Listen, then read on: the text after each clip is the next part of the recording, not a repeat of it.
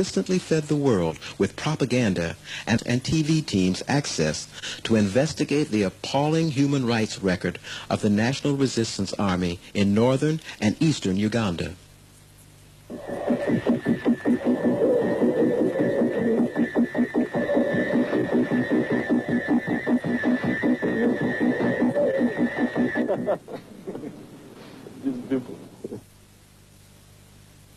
Operation Sim Sim is an unprecedented report by the first Western TV team to investigate the intolerable abuse of Ugandan women and men through rapes by the NRA. For a long time, the NRA government has been killing political opponents by deploying HIV-positive soldiers to rape them.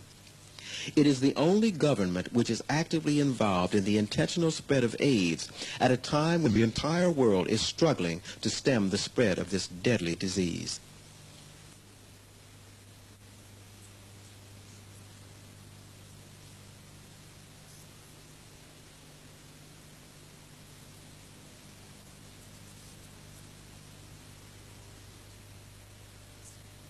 "20 million people by the turn of the century." In the East African state of Uganda, the number of AIDS-infected people in the country has been steadily increasing. The Ugandan dictatorship of President Museveni is using the high number of his National Resistance Army soldiers to his advantage. The soldiers roam the land, searching for people opposed to his regime, and their weapon, the AIDS virus. A slum in the center of Kampala, the capital of Uganda. We have made an appointment with a high-ranking officer of the government army. He is opposed to the crimes of his comrades.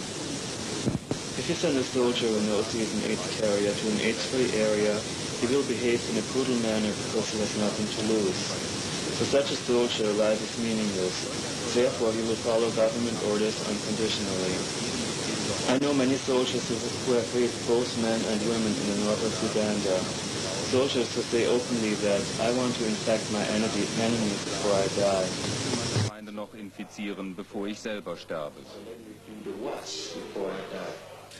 The next day, we left Kampala for the north. The area around the provincial town of Gulu, the center of the AIDS terror of the government troops, the National Resistance Army. 1 year ago, government troops blocked off the north of the country. Their mission? To crush demands for a multi-party democracy. Operation Sim Sim has started. Villages were destroyed. Families were raped by many HIV-positive soldiers of the NRA. AIDS was an unknown word here. This has changed dramatically. Anyone who has the means has left this dissolute town. Soldiers patrol the town constantly. Every stranger is watched with suspicion. In the afternoon, we drove to the local hospital to see the victims who were raped by HIV-positive soldiers. Only the Lacho Hospital still treats the 700,000 inhabitants of the district. All other mission hospitals in the district were ordered closed by the NRA. Since Operation Sim Sim started, the number of AIDS cases grew dramatically. Lacho Hospital is severely overcrowded. Patients lie outside in the open. The AIDS infection rate was not substantial until recently. Now it is 15%. In my opinion, this is a result of the military action in this area. Aktionen in diesem Gebiet.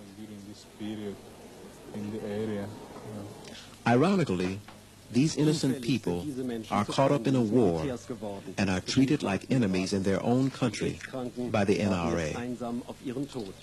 AIDS-infected people are now alone and awaiting their death.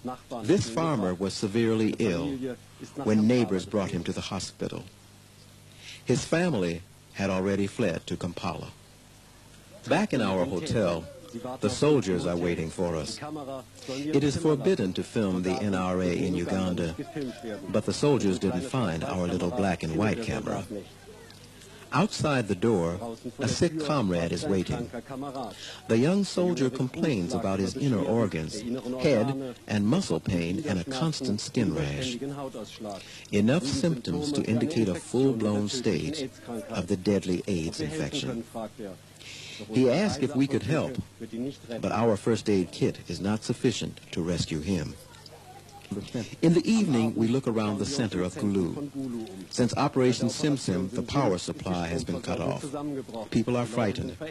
In the late evening, a farmer informs us that he will take us to a family who were raped by AIDS-infected NRA soldiers. They have agreed to talk to us on camera despite the risk involved. We left the following morning. Our destination is only 30 kilometers away, but several military road checks turn our excursion into an adventure that takes several hours. Every vehicle is searched. Rarely is something found.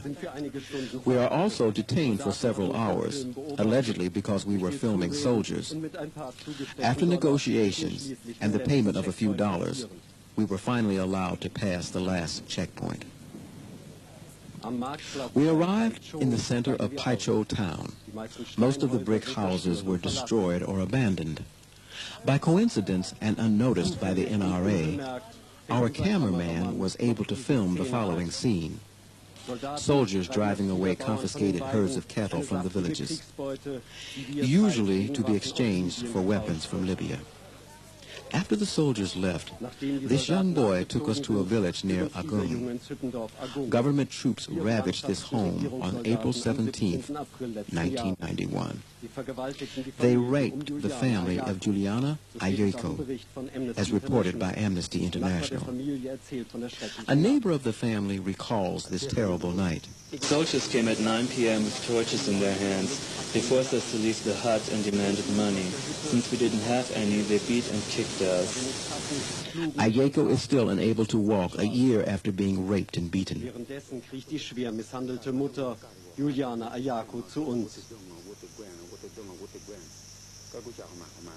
Then the soldiers raped me. I screamed with pain. I saw how they raped my wife and my daughter-in-law.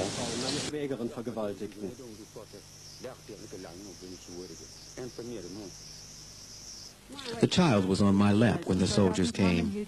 I screamed, "Leave me alone, I have a child," but to no avail. I put the child on my shoulder like this while I held him there. I was being raped. I heard that AIDS can hide in your body for a long time. Now already there is blood in my stool. Of course I know that there is no medication against this deadly virus. Like many people in this area, I will die. The AIDS perpetrators left in the villages lots of infected victims and many huts burnt to the ground. They raped